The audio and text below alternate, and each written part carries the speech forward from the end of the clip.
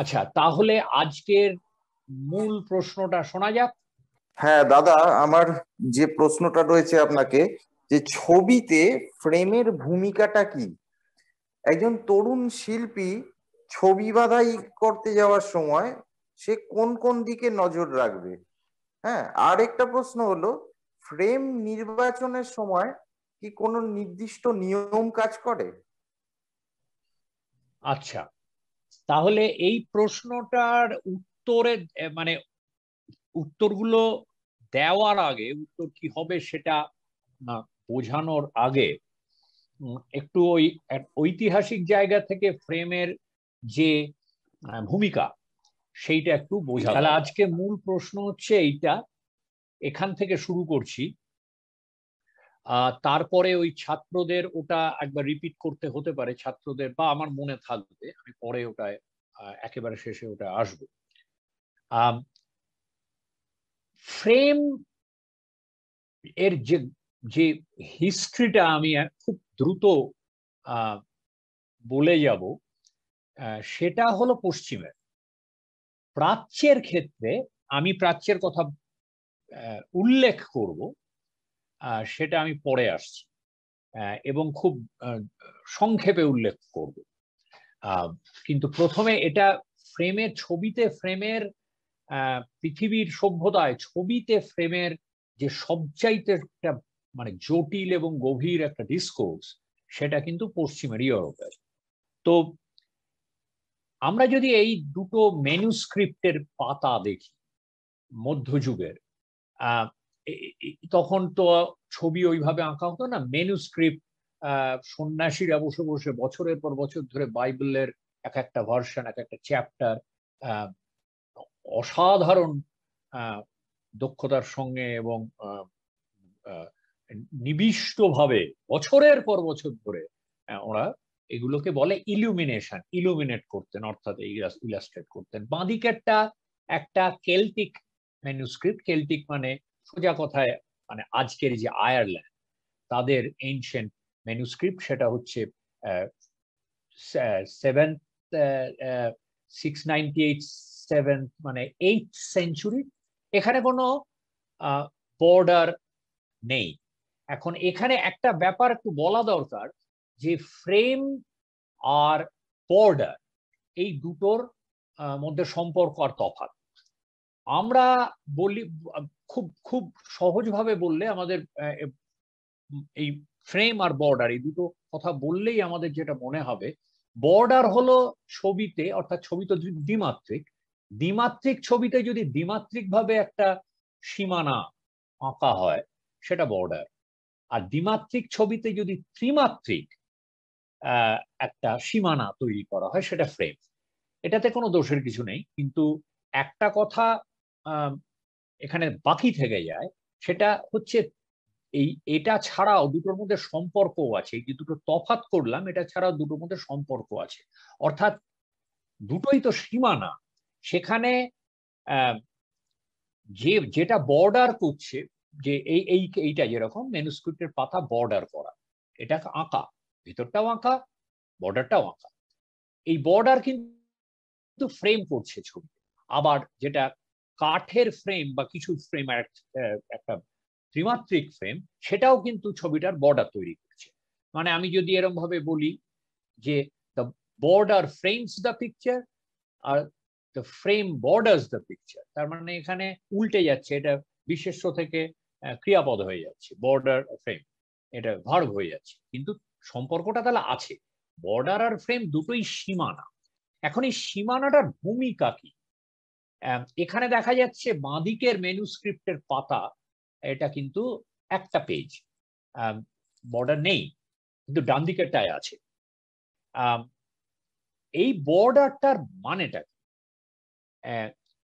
এই যে একটা, এই যে বাঁদিকেরটাই ধরা যাক, এই যে মনে করা হতো, এই যে একটা ছবি, এই ম্যানুস্ক্রিপ্টের ইলুমিনেট করতে গিয়ে যে ছবি তৈরি করা হতো বা প্যাটার্ন, এগুলো ঐশ্বরিক স্পেস, ডিভাইন স্পেস। এগুলোতে সাধারণ মানুষের মানে অ্যাক্সেস নেই, মানে মর্টাল, আমরা মরণশীল মানুষের অ্যাক্সেস নেই, এটা ডিভাইন স্পেস। অনেক সময় এই যে ডান দিকেরটা, এটাতে একটা ল্যান্ডস্কেপ আছে, এটা কিন্তু খুব কমন নয়, এটা এটা খুব আনকমন একটা একটা একটা প্রজেক্ট, সেটাতে আমি যাচ্ছি না, মানে কখনকার কেন এটসেট্রা। বা সাধারণত মেনুস্ক্রিপ্ট আমরা জানি মধ্যযুগে পেছনটা ফ্ল্যাট হয় সাধারণভাবে, সেই ফ্ল্যাট অনেক জায়গায় সোনার তবক দেওয়া থাকে। এই সোনার তবক দেওয়া থাকলে তো বটেই, এবং এমনিতেও এরকম প্যাটার্ন করা থাকলেও এটা কিন্তু আমাদের যে স্পেস তার রেপ্রেজেন্টেশন নয়, এটা একটা ঐশ্বরিক স্পেস। এখানে ল্যান্ডস্কেপ থাকলেও সেইটাই বোঝাচ্ছে। ওই এছে তোমার Saint Matthew, one of the apostles জিসাসের, তিনি লিখছেন, গসপেল লিখছেন। জিসাসের যে গল্পটা, খ্রাইস্টের, জিসাস মারা গেছেন, তারপরে রেজারেকশন হয়েছে, এরপরে এই অ্যাপসেলরা সেই গল্প লিখেছে, গসপেল লিখেছে, এইটাই খ্রিস্টানিটিতে প্রচার করা হয়। বাইবেলের সেই গসপেলটাই বাইবেল। এখানে উনি যে লিখছেন, উনি নিজেও বসে আছেন, উনিও তো অ্যাপসল সেন্ট, সেখানে ওর স্পেসটা আর ওর পিছনের স্পেস সবটাই কিন্তু একটা ঐশ্বরিক স্পেস। এবং ফ্রেম বা বর্ডার, এটাকে আমি বর্ডার বলছি, কিন্তু ফ্রেমটা আমি বলবো, হ্যাঁ আমি ওই ত্রিমাত্রিক হলেই ফ্রেম বলবো, কিন্তু এইটা কিন্তু মাথায় রাখতে হবে, বর্ডার ও ফ্রেম, ফ্রেম ও বর্ডার, সীমানা, এই যে সীমানাটা কিন্তু এই তফাৎটা করে দিচ্ছে, আমার স্পেস আর ওই ঐশ্বরিক স্পেস, এটা তফাৎ করে দিচ্ছে। এটা একটা দার্শনিক, এখানে দুটো ব্যাপার আছে, একটা হচ্ছে এটা একটা নান্দনিক চয়েস, একটা একটা এস্থেটিক চয়েস, আর একটা হচ্ছে কনসেপচুয়ালি, যে ঐশ্বরিক স্পেস থেকে আমি আলাদা করে, এটা এস্থেটিক না, এটা কনসেপচুয়াল ফিলোসফিক্যাল চয়েস। কোনটা আগে এসছে আমি জানি না, নান্দনিক চয়েসটা আগে এসছে তারপরে এই কনসেপচুয়াল জায়গাটা তৈরি হয়েছে, নাকি উল্টো দিক থেকে কনসেপচুয়াল জায়গাটা আগে এসছে, সেখান থেকে একটা নান্দনিক বোধ তৈরি হয়েছে বর্ডারের সম্পর্কে গড়ে উঠেছে, নাকি দুটো একসঙ্গে, আমি জানি না, কিন্তু দুটোরই ভূমিকা আছে। এইটাই আমরা দেখব, ফ্রেম বা বর্ডারের নান্দনিক এবং কনসেপচুয়াল দুটোর দিক থেকেই ভূমিকা অসীম। এরপরে যখন রেনেসান্সে গিয়ে, যেটাকে আমরা বলি ওয়ান পয়েন্ট পার্সপেক্টিভ, যে ম্যাথমেটিক্যাল পার্সপেক্টিভের চর্চা হয়, আঙ্কিক প্রেক্ষিত, এই ইয়ে দিয়ে পিনহোল ক্যামেরা অবস্কিউরা দিয়ে আলো কিভাবে যায় সেটাকে হিসেব করে দেখা যায়, যে এই দেখা, মানুষের দেখাকে একটা পজিশন থেকে দেখা, এইভাবে যখন এইটার যখন কাল্টিভেট করার, তখন ছবি বদলাতে শুরু করে এবং ওয়ান পয়েন্ট পার্সপেক্টিভ অনুযায়ী ছবি তৈরি, এটা আমরা সবাই জানি। রেনেসান্স সেটারই একটা ক্রমবিকাশ। অন্যান্য জিনিসও ছিল, কিন্তু এইটা একটা বড় জিনিস, যে ছবি বদলাতে শুরু করে। আমরা এখানে স্কাল্পচারের কথা বলছি না, আমরা এখানে বলছি একটা পটের ওপর একটা কাল্পনিক জগৎ তৈরি করা, সেটা ফ্ল্যাট হতে পারে, পার্সপেক্টিভ, ওয়ান পয়েন্ট পার্সপেক্টিভ হতে পারে, কিন্তু কাল্পনিক, যেটা ফিকশন তৈরি করা, আমরা তার কথা বলছি। এই যে ফিকশনাল জগৎটা এবার কিন্তু হয়ে ওঠে এই রকম নয়, ডান দিকেরটার মতো, হ্যাঁ ল্যান্ডস্কেপ আছে, কিন্তু এটার সঙ্গে মানে যে ডিস্টেন্স, এগুলো তো ওইরকম ওয়ান পয়েন্ট পার্সপেক্টিভ মেনে নয়। এইবার কিন্তু হয়ে ওঠে সেটা একদম একটা স্পেস, যেন একটা স্পেসে ঢুকছি। এখানে এই ফ্রেমের ফ্রেমের ভূমিকাটা আরেকটা ভূমিকা পায়, ফ্রেম, ছবির ফ্রেম বা বর্ডার, এক্সটা তো আলাদা করছে, কিন্তু অ্যাট দ্য সেম টাইম তোমাকে এই ফ্রেমটা, এই জন্যই বলছি এটা পশ্চিমের গল্প, যে এই ওয়ান পয়েন্ট পার্সপেক্টিভের জন্য ফ্রেম একটা আলাদা ভূমিকা পায়, সেটা হলো একটা জানালার ভূমিকা, উইন্ডো অন এই ফিকশনাল রিয়ালিটি। এটা কিন্তু ভাবার কোনো কারণ নেই, এই উইন্ডো মানে যে দেখাতে চেষ্টা হয়েছে রেনেসাঁসের ছবিগুলো, ও বাবা দেখো তোমার স্পেস, আর ওই জানলা দিয়ে দেখো আরেকটা স্পেস, তুমি হাত বাড়ালেই ধরতে পারবে, তা কিন্তু একেবারে না, এটা ভুল ধারণা। সমস্ত ছবিতে রেনেসাঁসের ছবি যারা করতো, যারা দেখতো, কালচারের মধ্যে এটা ছিল যে ওটা একটা ফ্ল্যাট সার্ফেস, ওটা ওই রকম আপেল রয়েছে ওই থ্রপ লয় নয়, আপেল রয়েছে টেবিলে হাত বাড়ালেই ধরতে পারবো না, ওটা একটা ফ্ল্যাট সার্ফেস, ওটা একটা তৈরি করা জিনিস, একটা ইলিউশন। কিন্তু সেই ইলিউশনটা জন্য শুধু না, কল্পনায় আমি যে ওইখানে ঢুকবো সেটাও কিন্তু একটা বাধা আছে। সেখানে হচ্ছে ওইটা, তখন তো সাবজেক্ট ম্যাটার মানে ধর্ম, সে তো মিডিভাল সময়ের মতোই ধর্ম অন্যভাবে হচ্ছে, কিন্তু ধর্ম ওই ঐশ্বরিক স্পেস ওই জায়গাটা রয়ে গেছে। কিন্তু আগের যেটা ম্যানুস্ক্রিপ্টের পাতা দেখালাম তার সঙ্গে তফাৎটা কি, এই ঐশ্বরিক স্পেসটা আমার স্পেসের সঙ্গে আমি আইডেন্টিফাই করতে পারি। তার মানেই আমি যেতে পারি না, আমি যেতে পারি না মানে বোকার মতো আমি ওর তো পেন্টিং আমি যাবো কি, সেটা তো বটেই, কিন্তু তার সাল আমি কল্পনা তো যেতে পারি না, ওটা বাবা ওখানে ম্যাডোনা জিসাসকে নিয়ে রয়েছে, আমি কেন যাব, এই ব্যাপারটা একটা সেপারেশন, এইটা মাথায় রাখতে, সেপারেশন ফ্রেমের। তার মানে ওই সেপারেশন বিটুইন রিয়ালিটি, যে মানে কর্পোরিয়ালিটি যেটাকে বলে মানে পঞ্চেন্দ্রিয়ের যে বাস্তব, আর কাল্পনিক বাস্তব, এই দুটোর মধ্যে সেপারেশনের ভূমিকাটা তো রয়েইছে। তার সঙ্গে সঙ্গে ফ্রেমটা একটা উইন্ডো ফ্রেমের মতো, যেন এটা যেনটা বড় কথা, যেন এটা একটা উইন্ডো, এই ভূমিকাটা শুরু হলো। তার মধ্যেই কিন্তু খেলা শুরু হয়ে গেছে। এটা ফ্রা ফিলিপ্পো লিপ্পির কাজ।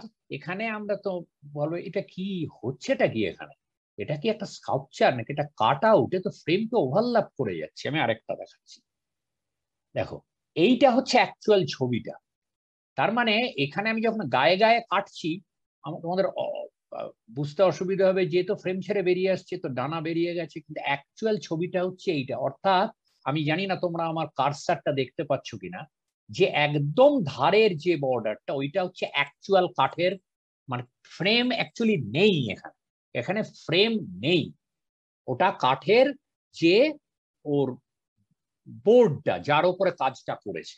ওরা তো মানে ইটালিয়ানরা ভেনিসিয়ান ছাড়া কেউ ক্যানভাসে করতো না, প্যানেলের ওপর আর ফ্রেস্কো করতো।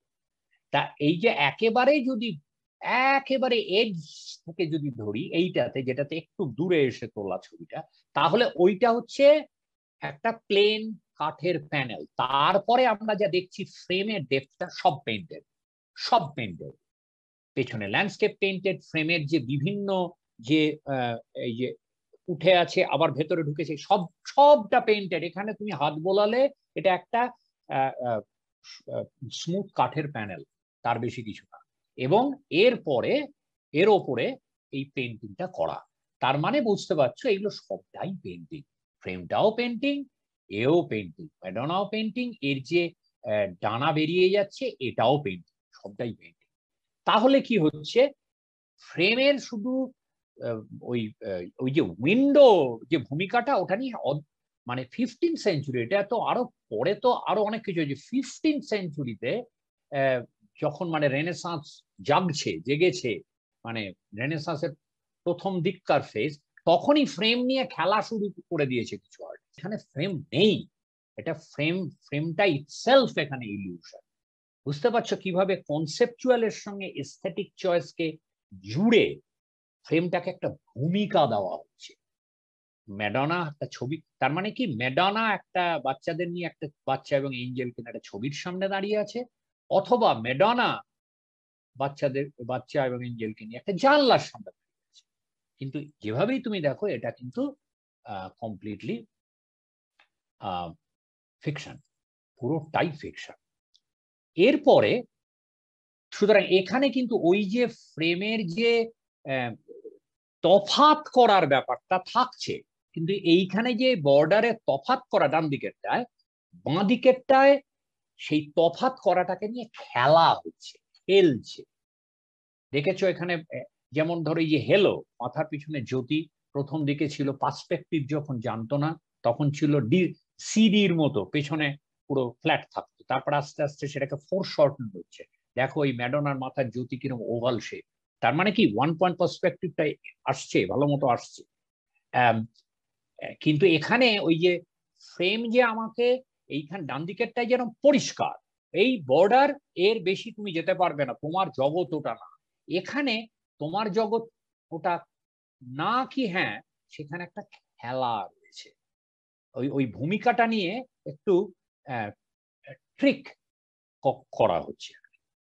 এর পরবর্তীকালে একেবারে আরো পরে 16th সেঞ্চুরিতে যখন একেবারে পরিষ্কার হয়ে গেল যে এবার 1 পয়েন্ট পার্সপেক্টিভ, এবারে পরিষ্কার একটা এরকম ফিগার ল্যান্ডস্কেপে বসে রয়েছে, এখনো ধর্মীয় কিন্তু, তখন ফ্রেমের ওই যে যেহেতু জিনিসটা, এইটা খুব ইন্টারেস্টিং, যত 1 পয়েন্ট পার্সপেক্টিভ বেড়েছে, মানে চর্চাটা বেড়েছে, তত ফ্রেম আরো অর্নামেন্টাল হয়েছে।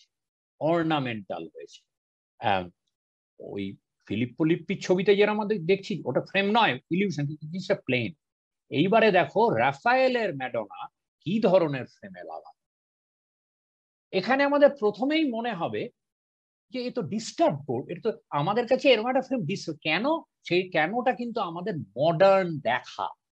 আমরা একটা ছবির সারফেসকে দেখি, তার ও লালটা কিরকম, লালের সঙ্গে ওটা কেউ রিয়াক্ট, এভাবে কেউ ছবি দেখতো না 19th সেঞ্চুরি, মানে বেসিক্যালি 20th সেঞ্চুরির আগে এভাবে ছবি দেখা হতো না।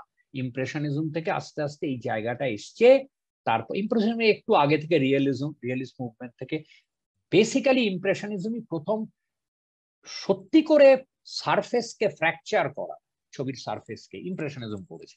তারপরে পোস্ট ইমপ্রেশনিজম থেকে যখন 20th সেঞ্চুরিতে ঢুকছি, তখন দেখাটাই বদলে যাচ্ছে। আমি আর তখন আগে কি ছিল, এই ছবির দিকে তাকাবে কেন, ছবি হচ্ছে সবাই জানে এটা ফিকশন, কেউ মানে ও সত্যি করে মানুষ বসে আছে, ওরম স্টুপিড কেউ ছিল, সবাই জানে এটা ফিকশন, কিন্তু ছবি হচ্ছে একটা গল্প বলবে, এই গল্পের একটা মোরাল ভ্যালু আছে, পরিষ্কার কথা। সেই গল্পটা আগে বলা হতো ফ্ল্যাট প্লেনে, ওই যে যেটা ম্যানুস্ক্রিপ্ট কথা, এখন বলা হচ্ছে ম্যাথমেটিক্যাল পার্সপেক্টিভের মাধ্যমে। তাহলে এবার আমার তো, আমি তো গল্পটা দেখছি, সুতরাং আমার তো কোনো ডিস্টার্ব করবে না ড্রেসের নীল, ব্লাউজের লাল, বা ওই জমির সবুজের সঙ্গে কিভাবে এগুলো তো ভাষাই না তখন। সেই জন্যে ফ্রেমটার যে ভূমিকাটা সেটা ডিস্টার্বিং নয়, বরঞ্চ সেটার একটা বিরাট জোর রয়েছে, যে দেখো এই যে তোমার স্পেস আর এই ডিভাইন, এটাও ডিভাইন স্পেস, 1 পয়েন্ট পার্সপেক্টিভ, এই ডিভাইন স্পেসে যেহেতু কেন হচ্ছে, যেহেতু 1 পয়েন্ট পার্সপেক্টিভের চর্চা হচ্ছে, মিডিভাল সময় কেন 1 পয়েন্ট পার্সপেক্টিভের চর্চাটা হতো না, যে যারা এক একটা খ্রিস্টান কমিউনিটি ছিল ইউরোপে এক একটা সময়, বিভিন্ন অনেক বড়, তো প্রায় 1500 বছর মিডিভাল পিরিয়ড, বিভিন্ন সময়ে যে খ্রিস্টান যারা চিন্তা ভাবনার ধারক বাহক, তারা বিভিন্ন সময় মনে করেছে যে ভগবানের মতো, ঈশ্বরের মতো করে যদি তুমি পৃথিবীকে তৈরি কর, মানে ওই গ্রেভেন ইমেজ যেটাকে বলে, তৈরি করা ইমেজ, যদি ওই রকম ইমিটেট করো, এই 1 পয়েন্ট পার্সপেক্টিভ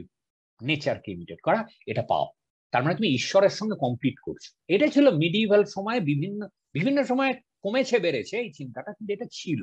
যখন তুমি 1 পয়েন্ট পার্সপেক্টিভের চর্চাটা করছো, তখন তাহলে ওই আমার স্পেস আর ঐশ্বরিক স্পেস, যেটা আগে তুমি সোনার তবক দিয়ে বা ফ্ল্যাট ল্যান্ডস্কেপ দিয়ে বোঝাতে, এখন তো মুশকিল হয়ে যাচ্ছে।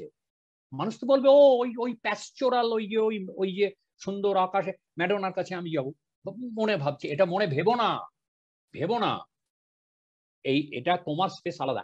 সেইটাকে এস্টাবলিশ করার জন্য ফ্রেমটা আরো জোরদার, অর্থাৎ যত সোকল আমরা যেটাকে ওইটা নিয়ে আরেকদিন আলোচনা হবে, রিয়েলিজম মানে কি, কিন্তু এই যে 1 point, let's say 1 point perspective এবং চিয়ারোস্কিউরো যে চর্চাটা, যেটা রাফেল, মাইকেল অ্যাঞ্জেলোর সময়টা, দা ভিঞ্চি, যে বিরাট একটা জায়গায় গেল, একদম সেই আলো কিভাবে পড়ে, ছায়া কিভাবে পড়ে, এবার এই যে চর্চাটা, এই চর্চাটার জন্য যে আমার মানে দর্শক যে আরো আইডেন্টিফাই করে ফেলে যদিও স্পেসটার সঙ্গে, কিন্তু এই চর্চার ফলে যে সিনটা দেখছি, সেখানে যা ঘটছে সেটা তো ঐশ্বরিক, এখনো ঐশ্বরিক। সেই জন্য ফ্রেমটা, যত এই চর্চাটা বেড়েছে, ফ্রেম তত অর্নামেন্টাল হয়েছে, এইটা হচ্ছে বলতে চাইছি। কারণ ওই সেপারেশনের দরকারটা ছিল, কারণ আর দরকারটা আরো বেশি তীব্রতর হয়েছে, কেননা আমার তো গল্প বলবে, ছবি গল্প বলবে, মোরাল মেসেজ সেখানে। এটা ধরো ম্যানারিস্ট একটা painting, Parmigianino, Madonna with the long hair, এইটা আমার তোলা উফিৎসি গ্যালারি ফ্লোরেন্সে। ভাবো বাই দ্য 16th সেঞ্চুরি কি রকম অর্নেট হয়ে গেছে ফ্রেম, ভাবা যায়। এত অর্নেট আমাদের তো বাপরে বাপ, এ তো ছবি দেখবো না ফ্রেম দেখবো। হ্যাঁ, কেন আমরা বলছি আমরা তো ছবি দেখি অন্যভাবে, তখন তো লোকে ছবি ওইভাবে দেখতো না, তখন এই ফ্রেম কোনো ডিস্টার্ব করতো না, বরঞ্চ এই সেপারেশনটাকে, এটা কি কেউ কনসিয়াসলি ভাবতো সেপারেশন? না, এটা কালচারালি গ্রথিত ছিল ভিতরে এই সেপারেশন। এমনকি মিউরালেও হয়েছে। বাঁ দিকেরটা হচ্ছে মাসাচিওর মিউরাল, ফ্লোরেন্সে আছে ফ্রেস্কো, আর ডান দিকেরটা হচ্ছে ভেনিসে আছে। এটা একটা ভেনিসিয়ানরা একমাত্র ইটালিয়ানদের মধ্যে অয়েল পেন্টিং করতো। এটা বাঁ দিকেরটা কিচ্ছু নেই, পুরো ফাঁকা দেয়াল, ওই যে ফ্রেমটা যেটা ম্যাডোনা চাইল্ডে যে দেখালাম, কিচ্ছু নেই এখানে, পুরোটা আঁকা, পুরোটা আঁকা। এখানে যা দেখছো তুমি বাঁ দিকেরটায়, থাম, আর্চ, ভেতরে ঢুকে গেছে, সবটা আঁকা ফ্রেস্কো এটা। আর ডান দিকেরটায় এই যে বাইরে, তোমরা কি আমার তীরটা দেখতে পাচ্ছ? কারসারটা, কারসারটা নড়াচড়া করছে, দেখতে পাচ্ছ কি? কেউ একজন বলো। আচ্ছি। হ্যাঁ, আচ্ছা, এইটা কিন্তু রেকর্ড করার পরে আর কারসারটাকে রেকর্ডিং দেখার সময় আমি দেখতে পাই না।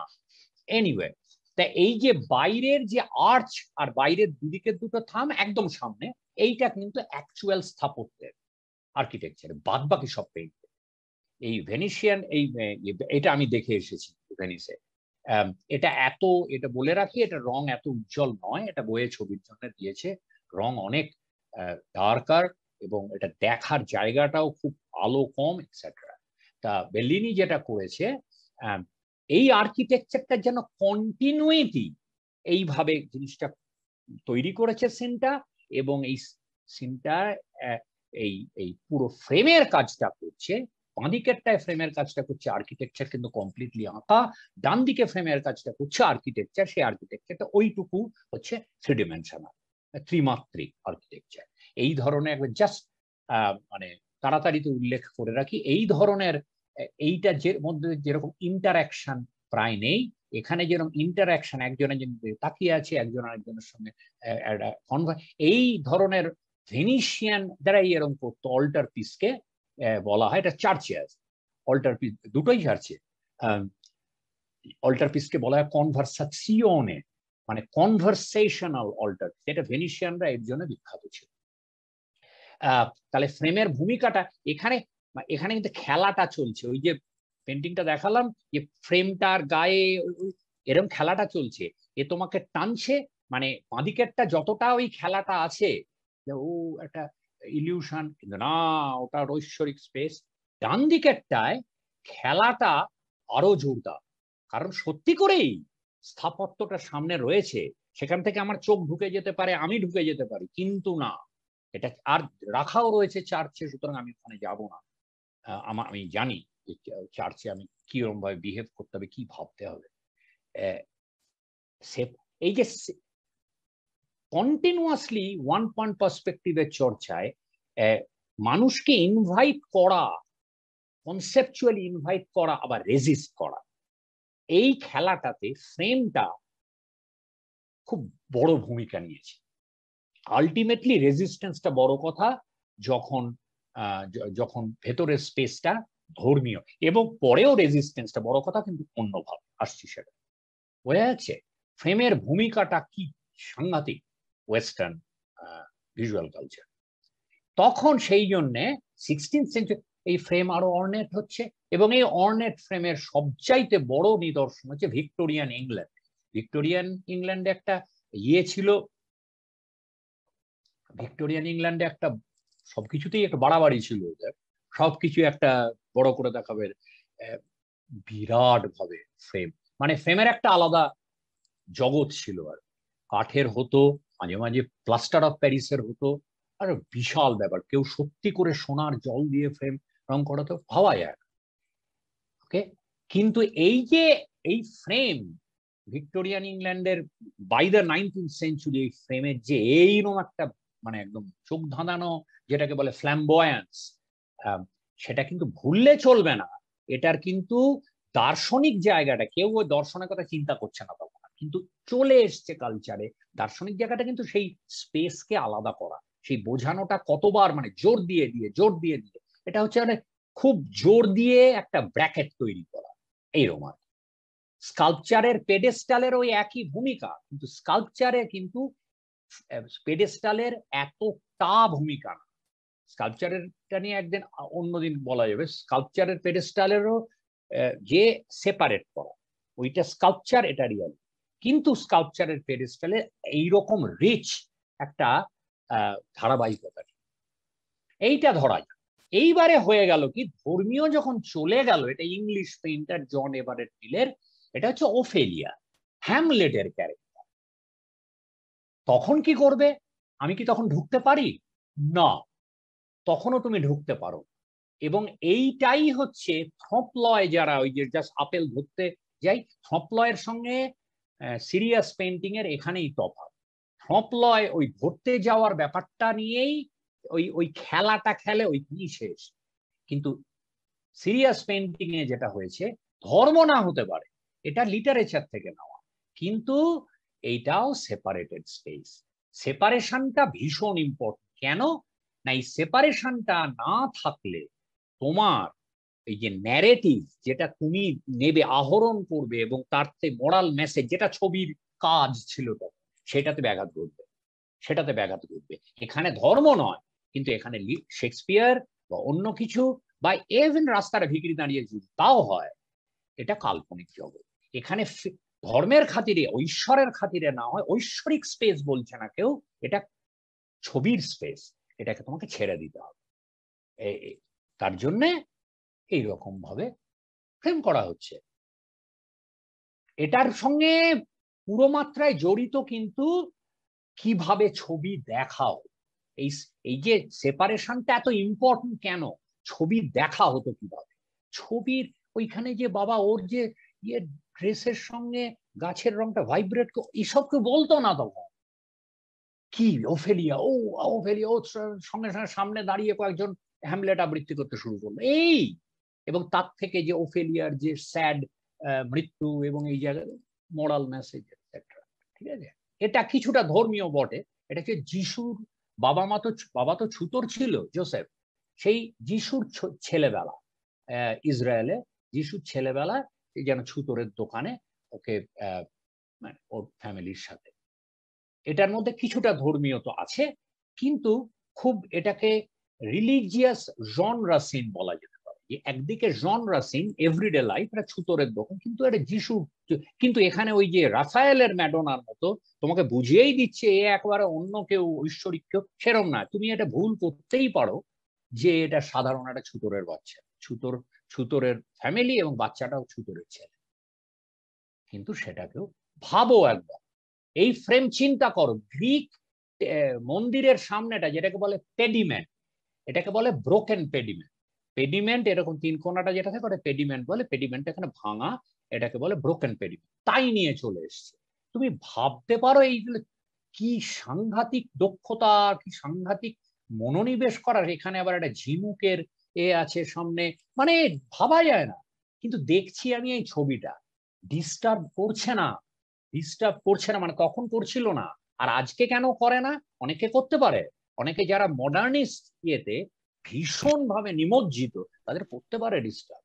কিন্তু আমরা তাও মেনে নিয়েছি, মিউজিয়ামে গেলে এগুলো এখন এইভাবেই আছে। আমরা কেন? কারণ আমরা যখন এই ছবিগুলো দেখি, তখন মানে যারা মানে একটু কি বলবো, ঝানু ছবি দেখার, তারা এইটাকে এইভাবে মেনে নিচ্ছে যে এই জায়গাটা আমি ওইভাবেই দেখবো। আমি কোনো মরাল মেসেজ নিচ্ছি না, কিন্তু আমি আবার সেই লালের সঙ্গে সবুজের যে কমপ্লিমেন্টারি, নীলের সঙ্গে সবুজের ওইরকম ভাবেও দেখবো না। এগুলো আমাদের কাছে হিস্টোরিক্যাল রেলিক। ছবিগুলো আমাদের এই ফ্রেম নিয়েই দেখতে হবে, কিন্তু ফ্রেমের ভূমিকাটা বুঝতে পারছো তো? সীমানা, এই সীমানাটা ভীষণ জরুরি। তাই জন্য সালতে, এটা একটা ফটোগ্রাফ, এটা একটা পেইন্টিং, সালন এক্সিবিশন, ভাবো এইরকম ভাবে ডিসপ্লে হতো। এই যে সেপারেট করে করে আমরা ডিসপ্লে হতো না, এইরকম ভাবে ডিসপ্লে হতো, বড়গুলো ওপরে দিত, ছোটগুলো নিচে দিত। আর তাই নিয়ে অনেক পলিটিক্স ছিল, কার ছবি কোথায় যাবে।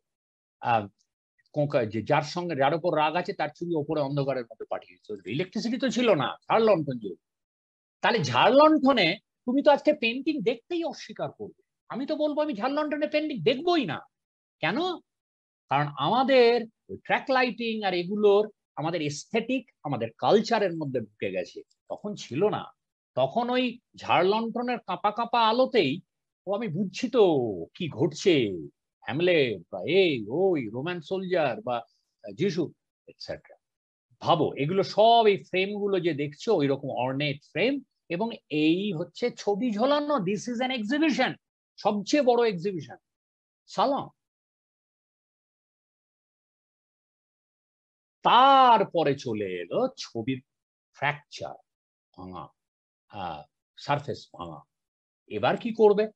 এবার ছবির যে ভিজুয়াল এলিমেন্ট, ভেতরে কি ঘটছে ইম্পর্টেন্ট হতেও পারে, নাও হতে পারে, কিন্তু ভিজুয়াল এলিমেন্ট, তার যে টোন, তার মানে লাইটের এফেক্ট, দ্যাট ইটসেলফ, মানে সাবজেক্ট ম্যাটারটা ওটাকে ধরে রাখছে, কিন্তু ওই মোরাল মেসেজ ফেসেজ চলে যাচ্ছে।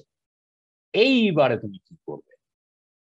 রেলওয়ে কার সে ছবি আবার ফ্ল্যাট হতে শুরু করছে, আবার ছবি ওয়ান পয়েন্ট পার্সপেক্টিভটা আছে, নেই তা না। এটা মুঘল মিনিয়েচার হয়ে যাচ্ছে। হ্যাঁ, এখানে একটা কথা বলে রাখি, প্রাচ্য সম্বন্ধে বলবো বলেছিলাম, যখন থেকে ওই রাফায়েলের ওটা দেখালাম, মুঘল মিনিয়েচারে ফ্রেম মানে ওই রকম ত্রিমাত্রিক ফ্রেম না, মুঘল মিনিয়েচার ছোট ছোট বর্ডার। এইবারে ত্রিমাত্রিকের তফাৎটা মাথায় আনতে হবে, ডেকে আনতে হবে।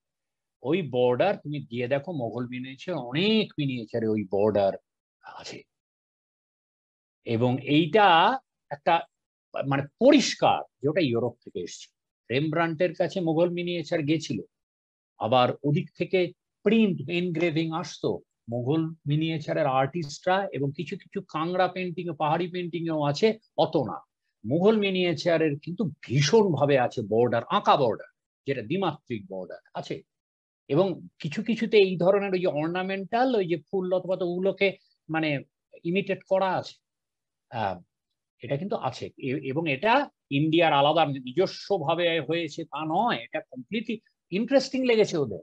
কিন্তু যেটা আমি বলতে পারবো না এখানে, যে এই ফ্রেমে মানে মুঘল মিনিয়েচারে বর্ডারের কি ভূমিকা, তাই নিয়ে আমি শিওর স্কলারলি লেখা হয়েছে, আমি অজ্ঞ সে সম্পর্কে, সেটা আমাকে পড়ে দেখতে হবে, আমি সেটা বলতে পারবো না। কিন্তু এটা বলে রাখলাম তাড়াতাড়ি। তো এটা কিন্তু হচ্ছে 16th সেঞ্চুরি থেকে, ওই রাফায়েলের যেটা দেখালাম ম্যাডোনা, ওই সময় থেকেই আসতে শুরু করছে, up to the 19th century এসে যাচ্ছে এই ছবি।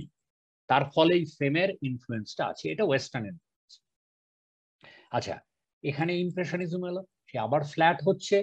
এবার তুমি ওয়ান পয়েন্ট পার্সপেক্টিভটা আছে, কিন্তু সারফেস, টেক্সচার, কালারের কমপ্লিমেন্টারি, কি তোমার টোনালিটি, লাইটের এফেক্ট, এইগুলো বড় হচ্ছে elements of a picture, pictorial elements rather than the story. এইটা থেকে তৈরি হচ্ছে আমাদের modernist sensibility, the white cube. White cube হচ্ছে সেখানে গ্যালারি ওই সিলিং এ এরকম কাজ করা, দেয়ালে কাজ করা থাকছে না, মিনিমালিস্টিক আর্কিটেকচার, ট্র্যাক লাইটিং। মানে কি আইডিয়াটা হচ্ছে যে আমি সবকিছুকে নিউট্রালাইজ করে দেবো, আর্কিটেকচার কোন রকম ওখানে প্রেজেন্স থাকবে না, ওটা ডিস্টার্বিং। এই যে ডিস্টার্বিং ব্যাপারটা আসছে, যাতে আমি ছবিটা দেখতে পারি। দেয়ালের রং করবে না, কোন রকম মানে ইন্টারাপ্ট করবে না, কোনো কিছু না, ফ্রেম ইন্টারাপ্ট করবে না। কেন?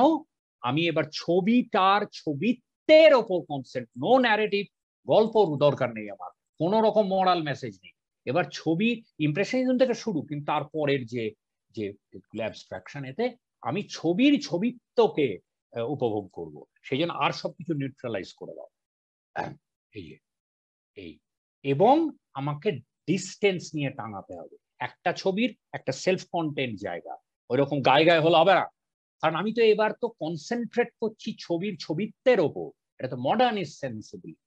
এই হচ্ছে হোয়াইট কিউব। হোয়াইট কিউব একটা নাম হয়ে গেছে, যে হোয়াইট কিউব। হোয়াইট কিউব হচ্ছে নতুন মডার্ন গ্যালারি।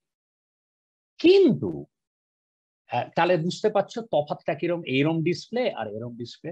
কিন্তু মুশকিলটা হচ্ছে ইমপ্রেশনিস্ট ছবি এবং পোস্ট ইমপ্রেশনিস্ট ছবি অনেক মিউজিয়ামে কিন্তু ওই ফ্রেমে টাঙানো।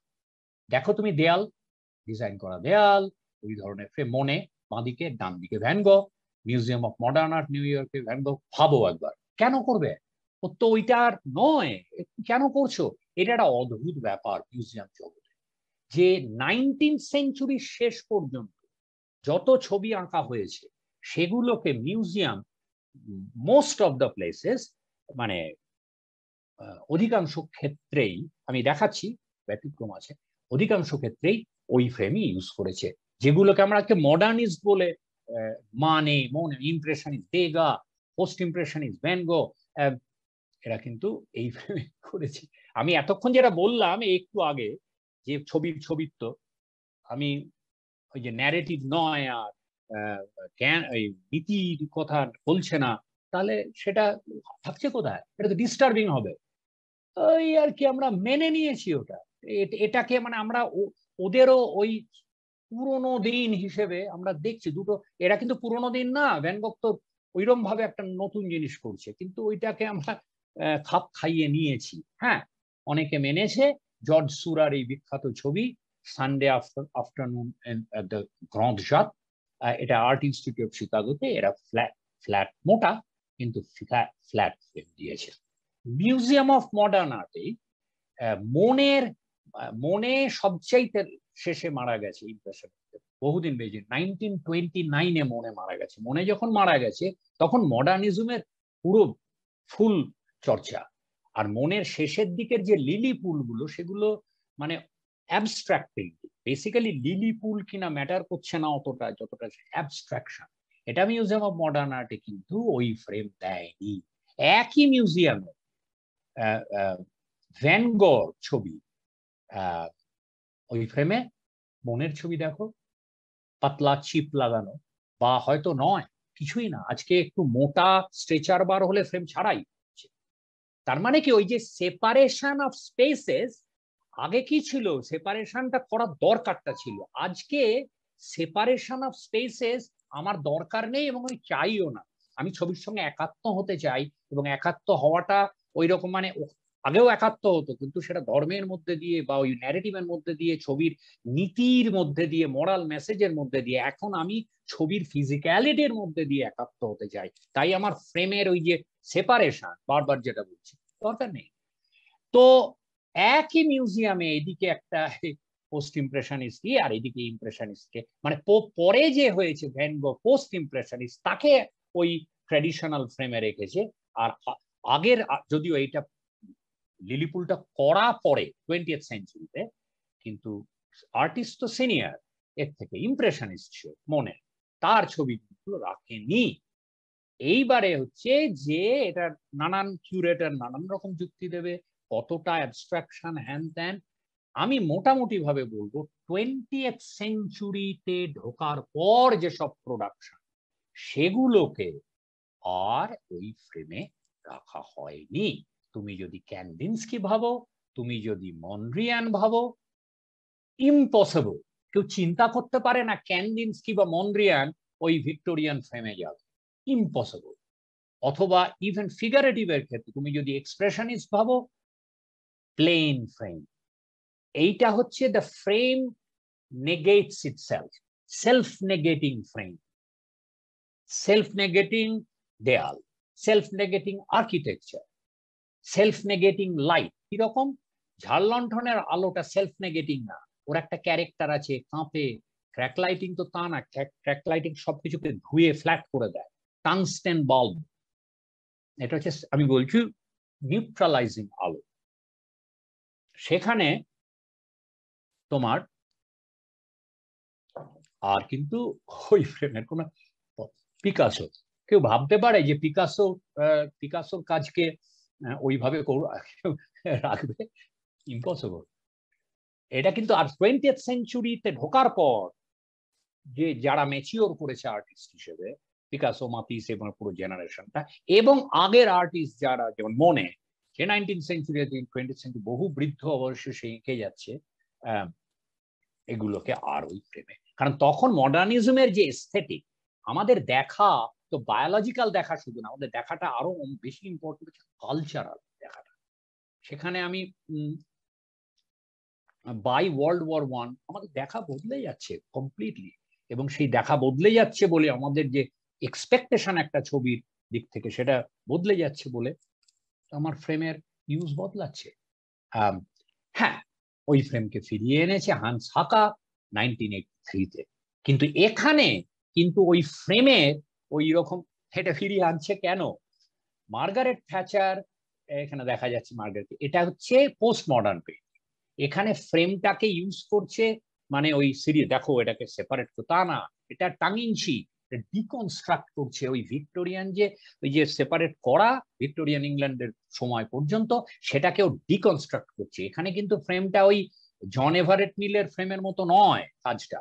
এখানেও কেন আনছে, এখানে অনেক আছে, কোড আছে এই পেন্টিংটার মধ্যে, আমি তার মধ্যে তো যেতে চাই না, জাস্ট একটা কথাই জানিয়ে রাখছি, এই যে যা দেখছো এখানে ড্রেপারি, বই, ওইখানে তোমার ওই প্লেট দুটো ওই তাকে, এদিকে মূর্তিটা এখানে পড়ে রয়েছে কি একটা কাগজ, সবগুলোর মধ্যে কিন্তু কন্টেম্পোরারি সোসাইটির কোড আছে। বেসিক্যালি দেখাচ্ছে মার্গারেট থ্যাচার একটা পুরনো, অত ভিক্টোরিয়ান ইংল্যান্ডকে ফিরিয়ে আনতে চেয়েছিল বেসিক্যালি ভ্যালুজ এর দিক থেকে, বললো ওটাই ছিল ঠিক, আমরা করাপ্ট হয়ে গেছি আর 80s এর কথা হচ্ছে।